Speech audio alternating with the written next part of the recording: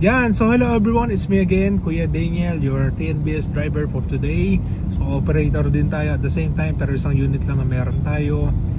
And honestly, I don't want to drive actually, kasi may iba akong pwedeng gawin na mas pwede akong kumita ng malaki, no?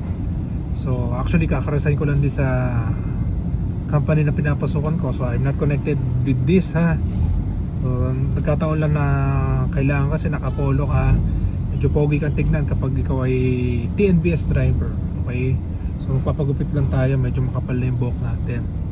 So yan, pag-usapan natin, no, ano ba yung mas maganda na matanggap na booking? Yung mga tipong 4 to 10 kilometers lang ba, or more than 10 kilometers? So ganito yan, parehas meron siya magandang benefits, okay? Yung maikli lang yung yung biyahe mo, ang advantage dyan, meron kasing incentive na binibigay yung mga TNBS natin. So syempre, yung time consuming niya very little lang. So halimbawa, kalahating oras meron ka ng isa.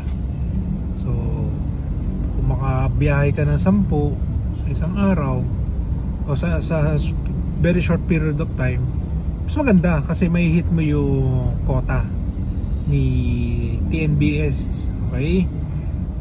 Ngayon, dako naman tayo dun sa isang mga malalayuang biyahe, okay? So advantage naman dun,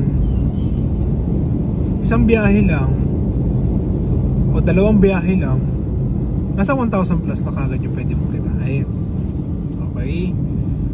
But doon naman sa weekly na binibigay nila na quota sa'yo, medyo yun nga lang, medyo matagal. Kasi yung mga more than 10 kilometers na yan, actually, naabot ng ano yan. Kanina lang today is 11:27.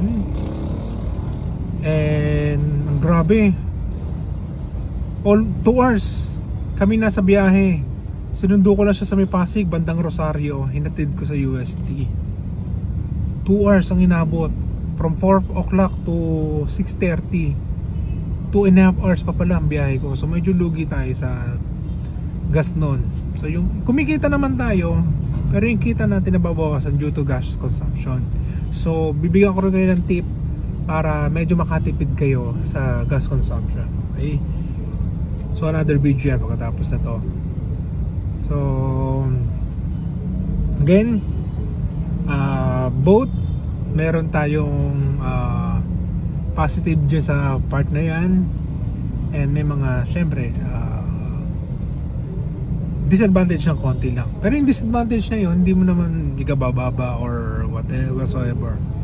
So it so happen lang na sa nakikita ko, as long as hindi traffic, yung mga malalayo ang biyahe, mas maganda yun.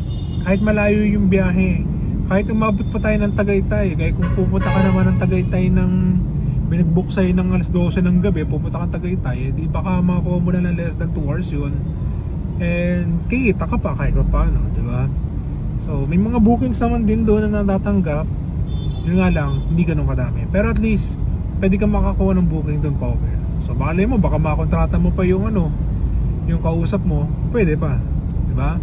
So again, that is my little tip to you kung ano yung ma-expect mo pag nagkaroon ka na ng sariling kotse and pinanti-TNBS na siya. Okay? So see you on my next vlog. Bye!